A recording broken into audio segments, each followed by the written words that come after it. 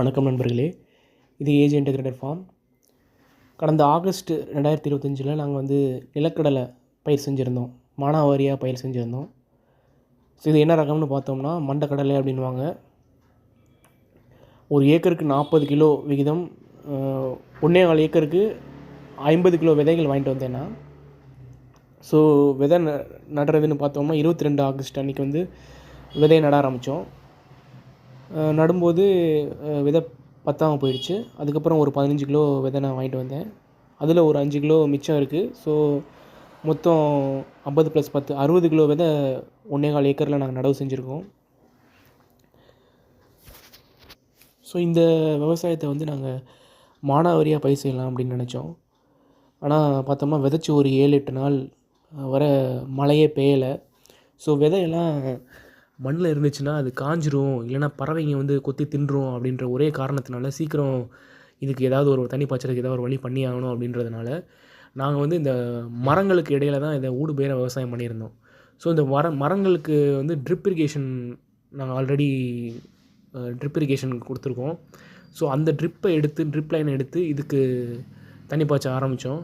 So ஒரு பக்கம் தண்ணி பாய்ச்ச ஆரம்பித்தோம். அது அந்த ட்ரிப் லைன் பாயிற இடங்களில் மட்டும் முளைக்க ஆரம்பிச்சிது.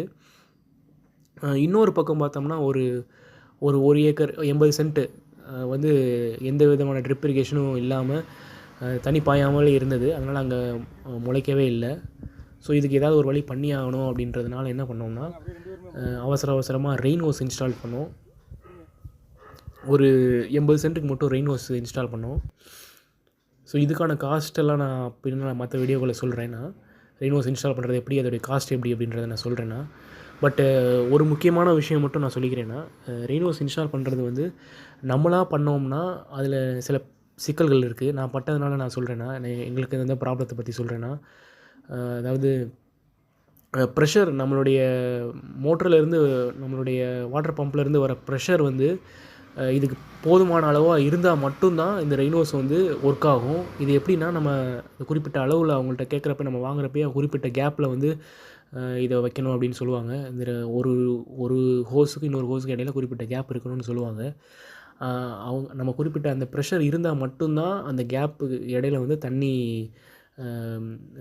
ஃபுல்லாக ஸ்ப்ரெட் ஆகும். இல்லைனா அந்த ப்ரெஷர் இல்லாதப்போ நடுவில் ஒரு பார் மாதிரி கேப் விழுந்துடும், தண்ணி பாயாத இடங்கள் விழுந்துடும். ஸோ அதனால் அதை கொஞ்சம் நீங்கள் கேர்ஃபுல்லாக இன்ஸ்டால் பண்ணுறப்ப ஒரு நல்ல ப்ராப்பரான ஒரு ரெயின் ஹோஸை இன்ஸ்டால் பண்ணக்கூடிய ஒரு ஆளை கூப்பிட்டு நீங்கள் பண்ணுங்கள். நீங்களே பண்ணி இந்த மாதிரி பிரச்சனை ஈடுபட வேணாம். ஸோ தண்ணி பாய்ச்சின உடனே கடலைகள் நல்லா முளைக்க ஆரம்பிச்சிருச்சு. ஒரு 10 நாளுக்குள்ளேயே எங்களுக்கு நல்லா முளைக்க ஆரம்பிச்சிருச்சு. அதாவது நட்டு 10வது நாளில் நாங்கள் ட்ரிப் இரிகேஷன் போட்டு தண்ணி நல்லா பாய்ஞ்சு முளைச்சி வர ஆரம்பிச்சிருச்சு. பார்ட் 2ல மற்ற விஷயங்களை பற்றி பேசலாம்.